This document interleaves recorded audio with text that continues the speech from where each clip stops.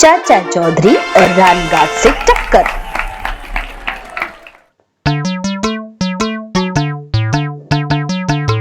भगवान, काफी देर से तुम मेरे पीछे खड़ी क्या कर रही हो? तुम्हारा चांद काफी चमक रहा है, सोचा क्यों न मेकअप कर लूं। बस आज इतना ही मेकअप रहने दो। गिरधारी लाल, तुम अपने बेटे को स्कूल से वापस ले आए? क्या वो बीमार है? नहीं चाचा चौधरी, डाकू रानगाग ने चिट्ठी भेजकर 10 लाख रुपए की मांग की है, नहीं तो वो मेरे बेटे का अपहरण कर लेगा। इस डर से क्या अपने बेटे को अनपढ़ रखोगे? उसे स्कूल भेजो, साबू उसकी देखरेख करेगा। अगर ये आश्वासन है तो मैं इसे वापस स्कूल छोड़ आता हूँ। डाकू रानगाग, 10 लाख रुपया नहीं आया, चालाक सेठ को सबक सिखाना होगा। स्कूल चलो। स्कूल की छुट्टी हुई है, तुम गाड़ी स्टार्ट रखो, मैं सेठ गिरधारी लाल के बेटे दीपक को लेकर आता हूँ। बच्चे, तुम्हें मेरे साथ चलना है। बचाओ! क्यों चिल्लाते हो? गोलियों के सामने कौन आएगा? एक है, जाओ।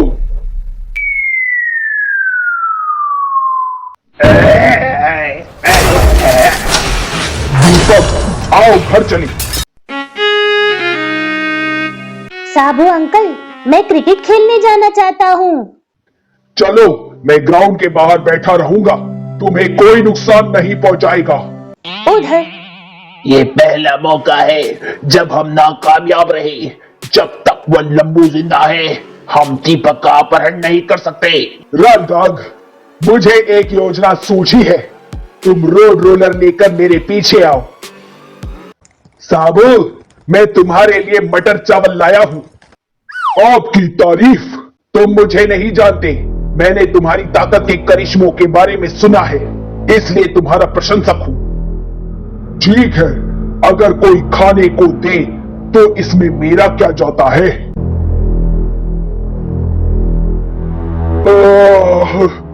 अब थोड़ा आराम कर लिया जाए।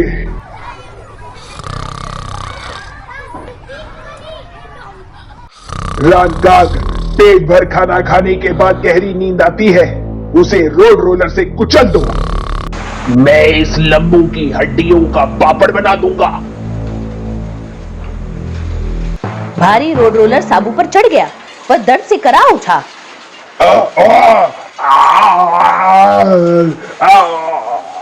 जो रानगाग के रास्ते में आता है, उसका यही हाल होता है। साबू ने अपनी पूरी शक्ति को इकट्ठा किया और रोड रोलर को दोनों हाथों से जकड़ लिया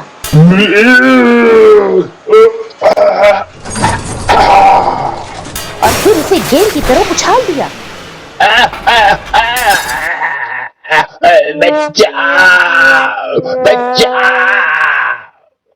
ओह अंकल, आपको चोट तो नहीं आई? कनस्तर से सिर्फ खरोच आती है, तुम अपना खेल जारी रखो।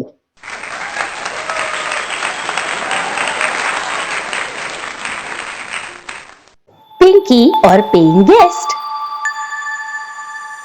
हाँ, आप आ जाइए, हम आपके स्वागत के लिए तैयार हैं। किसका टेलीफोन था? मिस्टर और मिसेस बेरी का। कौन बेरी? अरे क्या भूल गई, हमने पेइंग गेस्ट के लिए विज्ञापन दिया था। एक दंपत्ति मिस्टर और मिसेस बेरी कैलिफोर्निया से आए हैं, वे हमारे यहाँ पेइंग गेस्ट बनने को तैयार है। अमेरिकन? तब तो वह बड़े अमीर होंगे, अगर वह हमारे यहाँ टिक गए तो हमें माला माल कर देंगे। तुम यह मैले कुचैले कपड़े पहने क्यों खड़ी हो? वे अगर तुम्हें इस हालत में देखेंगे तो कभी हमारे पेइंग गेस्ट बनना मंजूर नहीं करेंगे। जाकर कोट पहनो। देखा घर की हालत क्या बन गई है, लगता है जैसे घोड़ों का अस्तबल हो। अमेरिकन बड़े साफ सफाई पसंद होते हैं, जब वे घर तितर बितर देखेंगे तो बाहर से ही लौट जाएंगे। हमें कुछ करना चाहिए ताकि बेरी दंपत्ति कुछ दिन टिक जाए। मैं नया कोट पहनता हूँ और मैं ऐसी सफाई करती हूँ कि घर शीश महल लगे। ये कोट मैं खास मौकों पर ही पहनता हूँ। अमेरिकन मेहमानों के आने से पहले ही मुझे मकड़ी के जाले उतार देने चाहिए। वे लोग मकड़ियों से नफरत करते हैं। और फर्श को ऐसा चमकाना चाहिए कि अपना चेहरा नजर आए। और अब मैं नई साड़ी पहन लूं। अब इस घर को देखकर किस पर इंप्रेशन नहीं पड़ेगा। वे अमेरिकन पति पत्नी अंदर कदम रखते ही मंत्रमुग्ध हो जाएंगे। कलावती, सचमुच तुम अपनी कला में निपुण हो। किचन में जाकर मैं उनके नाश्ते के लिए कुछ इंतजाम करूं। मैं ड्राइंग रूम में बैठकर उनके आने का इंतजार करता हूँ। वो अमेरिकन आ गए। ओ, तुम? झप्पट जी, मैं आपको एक चीज दिखाने के लिए आई हूँ। मुझे कुछ नहीं देखना, भाग जाओ। अरे, मेहमानों से कहीं ऐसे बोला जाता है? अच्छा, तुम जो दिखाना चाहती हो जल्दी दिखाओ और यहाँ से चलती बनो। आप खड़े क्यों हैं? बैठ जाइए, मैं वह चीज आपको आराम से दिखाऊंगी। नहीं, मैं बैठूंगा नहीं। मेरे कोट में सिलवट पड़ जाएंगे और मेरे कुछ विशिष्ट मेहमान आने वाले हैं। ठीक है, खड़े हुए ही देख लो मेरी चीज। अरे, डिब्बी तो खाली है। क्या था इसमें? मेंढक। मैंने तालाब से पकड़कर डिब्बी में बंद कर लिया था और उसे आपको दिखाने लाई थी। न जाने कहाँ खिसक गया। ओ, मेरे कोट के अंदर कुछ फुदक रहा है। वही है वह, मेरा मेंढक। ओ, इस कमबख्त ने अंदर रॉक एंड रोल शुरू कर दिया। चप्पट जी, आप अपने कपड़े उतार फेंकिए। यही ठीक है, इस मुसीबत से छुटकारा पाने का एक यही तरीका है। कहाँ गया वो मेंढक? लगता है वह इस सोफे के नीचे घुस गया है। मैं उसे निकालती हूँ। वह रहा। पिंकी, इस मुसीबत को यहाँ से जल्दी ले जाओ। मेरे विदेशी मेहमान आने वाले हैं, उन्हें यह तमाशा अच्छा नहीं लगेगा। पर मैं इसे तभी ले जा सकती हूँ जब ये मेरे हाथ आएगा। ये गुलाब जामुन हमारे विदेशी पेइंग गेस्ट को अच्छी लगेंगी। इनको मैं ड्राइंग रूम में पहले से ही रख देती हूँ ताकि उनको आते ही परोस कर दूं। मेंढक को पकड़ने में झपट जी की टोपी कारगर साबित होगी। वह निकल गया।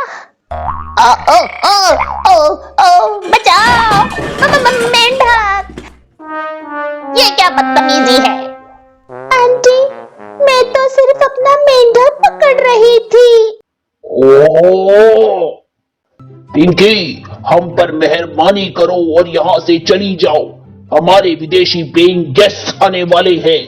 मैं अपना मेंढक पकड़ लूं, फिर मैं यहाँ 1 मिनट भी नहीं रुकूंगी। मिस्टर चैटर्जी, कुक्कन, मैरी मर गए। वे अमेरिकन आ गए। हमारे अस्त व्यस्त घर को और हमारे हुलिये को देखकर वो पेइंग गेस्ट बनना पसंद नहीं करेंगे। चैटर्जी, लगता है तुम भी हमारे ग्रुप का आदमी है। मैं? क्या आप झपट जी के यहाँ रहने आए हैं? बिल्कुल, इस जगह को देखने से लगता है कि ये लोग भी हम जैसा ही बिना किसी बंधन के रहता है और आजाद तबीयत का है, जो बनावटी शान शौकत में विश्वास नहीं करता। क्यों रोजी? Yes dear. मुझे विश्वास नहीं होता। झपट जी, हमें तुम्हारा पेइंग गेस्ट बनना मंजूर है। लो, $100 एडवांस। रोजी डियर, झपट जी भी हम जैसा हैप्पी लगता है। जहाँ एक जैसे मिल बैठते हैं वहाँ खूब पड़ती है। Yes dear. अच्छा अंकल, मेरा मेंढक मिल गया, अब मैं चलूं? नहीं पिंकी, कुछ देर यहाँ और रुको। तुम्हारी वजह से हमारा घर इस काबिल बना कि उन विदेशियों को पसंद आया। समझ में नहीं आता कि मैंने उस घर में ऐसी क्या सजावट कर दी।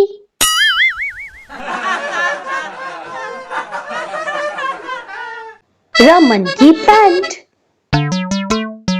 ओए रमना, कहाँ भागे जा रहे हो? मुस्तफा दर्जी ने मेरी पैंट कमर से तंग सिली है, मरम्मत के लिए देने जा रहा हूँ। मुस्तफा दर्जी कपड़ों की मरम्मत नहीं कर रहा। अगर कपड़ा पहना ही न जा सके तो वह किस काम का? मुस्तफा, तुमने मेरी पैंट तंग सिली है। आपने जो नाप लिखवाया था, पैंट बिल्कुल उसी नाप की सिली है, पर पैंट 6 महीने बाद मिली, तब तक मेरी तोंद बढ़ गई। ये आपकी तोंद का कसूर है। मरम्मत तो करनी ही होगी ताकि पैंट पहनी जा सके। ठीक है, इसे छोड़ जाइए। मोगा सिंह मुस्तफा पैंट की मरम्मत करने को राजी हो गया। ये बात वैसी ही है जैसे कि सूरज धूप की बजाय चांदनी बखेरे। जाकर मुस्तफा से पूछता हूं। जब रमन 6 महीने तक मेरी दुकान के चक्कर काटेगा तो उसका पेट घट जाएगा और पैंट अपने आप पूरी आ जाएगी।